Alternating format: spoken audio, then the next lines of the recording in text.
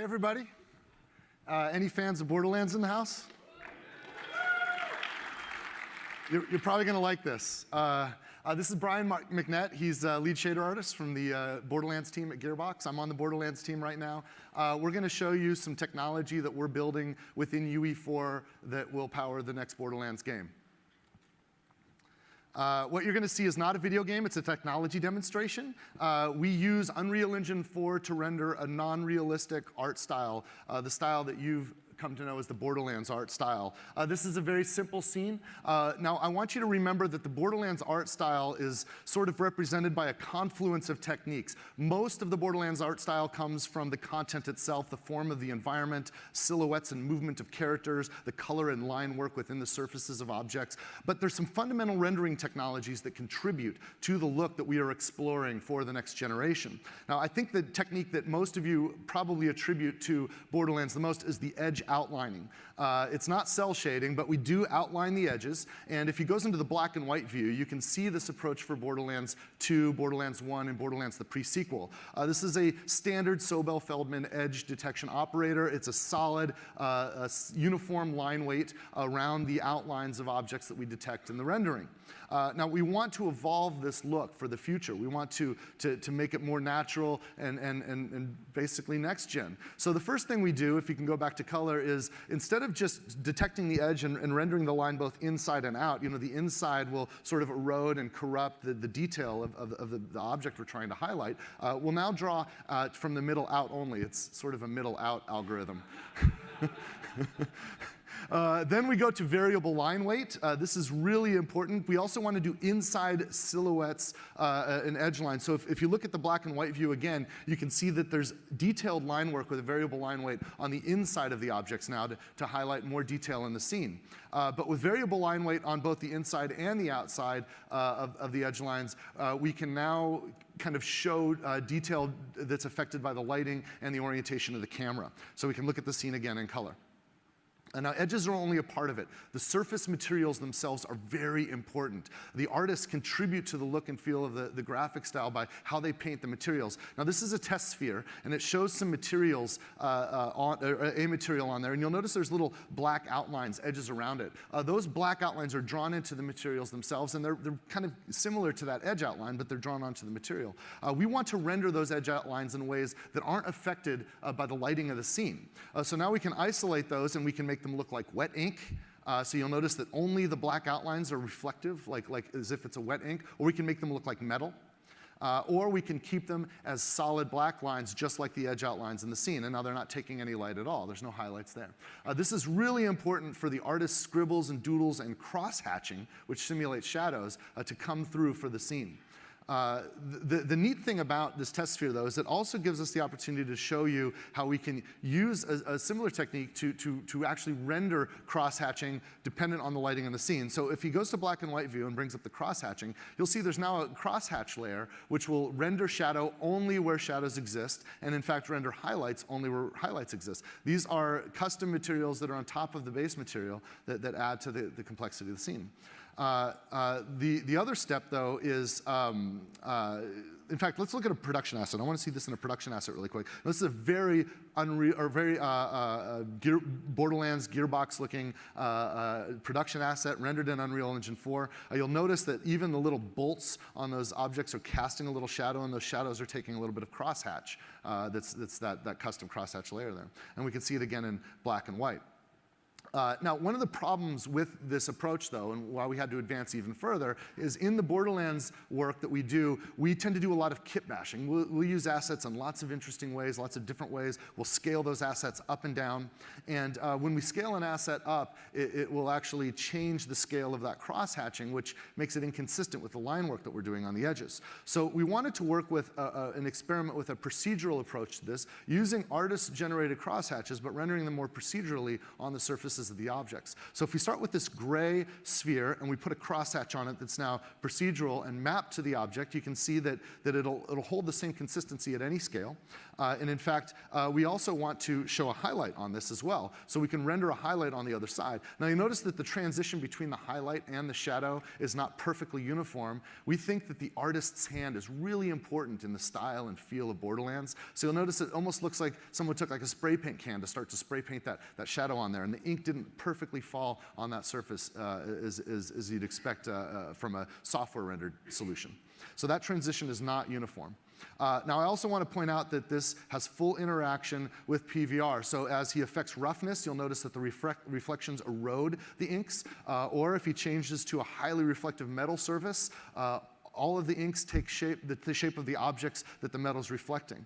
This is really incredible technology, and this is only accessible to us with Unreal Engine 4 and the current and future hardware specifications that we're targeting with this technology. Now let's look at a more complex shape, a more complex form. This form right now is smooth, but we have a normal map for this form, and you'll notice that it looks like there's a gearbox icon that's sort of etched into the metal shape that you're seeing there. That is not a mesh, that's actually a normal map, and some of you are probably familiar with what these are, but you'll notice that the normal maps fully interact with all of the other technologies, the shading and the lighting. So if it goes into a black and white view, you can see that even the crosshatches and the highlights are affected by that normal map. That's pretty awesome stuff. So let's look at actually a production asset with this technology on it. So this is a real asset that will go into a future video game, and you can see that the interaction fully works, whether it's metal. Looking at it in black and white, you can make out all of the fine details just from the shadows, the highlights, and the edge lines, but also it looks beautiful in full color. So this is the fully rendered object. Now let's go back to the original scene. Back at this original scene, you can notice that Brian can take control of the intensity and the range bias for crosshatches and highlights. If we add a character, yeah, you can see him affect that. This gives our artists a lot of flexibility, and it also allows the scene to simulate in real time as time of day changes, or as maybe conceivably we have different physics. If we, for example, were to explore different planets, there might be different physics, and the sun and the moons might be in different positions than we're used to on Pandora. Now, if we add a character to the scene, it gets really interesting. This is a character that is a production asset, and you can see that the effect that the sunlight has on the inks. You'll also notice that there's an effect we call the ray of God, where the sunlight is sort of piercing through the gap between her arm and her body. And you'll notice that there's rays that come out from that. If he goes into the black and white view, you'll notice that those rays, the God rays, will actually erode the crosshatches in the environment, even the crosshatches that are rendered onto objects that are behind and far away from where the ray of God effect is being simulated. This is pretty awesome stuff, and helps create a more complex and plausible scene, even in the unrealistic art style of Borderlands that we're rendering with Unreal Engine 4. Let's take another step. There's a technique when we bring characters into the scene, when we bring soft bodies into the scene, and we bring not totally opaque bodies into the scene, called subsurface scattering. You see that tarp is made of cloth, and her body she's got skin, right? And if you've ever shown the light on your phone through your own hand, you can see that light will actually pass through surface. It's not always absorbed by the surfaces. I want you to forget about the fact that we've cleverly placed the camera here so that her shoulder pad is occluding her face. Don't worry about the character, worry about the technology right now. If we go inside, we can see that the light actually shines through, so that where the character is, she's occluding the sun, it creates a shadow there. The ray of God is still perfectly interacting, so even with subsurface scattering, all of these technologies perfectly interact, and in black and white you can see the proof. This also works in soft bodies, which is pretty awesome. This is a really complex object that's doing some fluid dynamic simulation. You can see that the cross-hatching and the highlights still work. All of the lighting works in the correct ways, even when it's interacting with the God rays.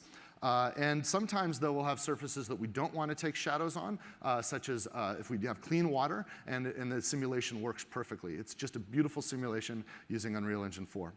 Now, let's bring this all together. We can actually go into an interior environment. In this environment, I want you to imagine that there's an invisible light bulb that Brian has control of that's sort of floating right in front of those barrels there. And our artists and designers and set lighters can affect the lighting and the intensity and the radius of these lights.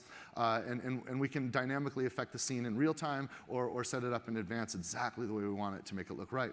One of the cool things about this, if we take this one step further, though, is we can have these lights actually corrupt, distort, and affect those shadow maps, those crosshatches and those highlights that I was talking about. So here's a case where the lighting is actually corrupting and distorting the shadow maps. If you go to the black and white, you can really see how this looks. It's really interesting, and this is really useful for special effects and for special case lighting. So if we go back to color, we'll run a two-dimensional explosion effect. This is a temporary effect, but you can actually see how the lighting affects the scene around it while the explosion goes off, and then it corrupts and distorts the shadows in real time. In addition, if you run it in slow motion, you can even see the volumetric smoke effects perfectly interacting with the scene. They're emphasizing the crosshatch shadows where the smoke creates shade, but only until the smoke clears. This is all happening in real time with the simulation. It's beautiful. So now I'm going to have Brian just trigger a matinee sequence that'll pull us out of the scene, and you can see all this coming together, and it gives you a sense of what a future game from Gearbox might look like. Now, I do want to remind you that this is not a video game. This is a technology demonstration of some ongoing research and development at Gearbox Software. Some or all of the technologies that I demonstrated may be utilized for future Gearbox Software video games. If you are a technology company that thinks you can benefit from a partnership with Gearbox as we explore this technology, feel free to reach out to me. If you're a talented developer that would like to work with us on this technology and help it push it further, please let us know. Also, if you're a customer that's looking forward to a future Borderlands game, we're working on it. We'll get you soon. On behalf of all the talented artists and programmers and designers and developers at Gearbox Software, I'm thankful that you've taken the time to see this with us. I also want to thank Tim for letting us come up on stage, and everybody on his team for delivering the incredible Unreal Engine 4 technology that we're using to power our future games. Thank you.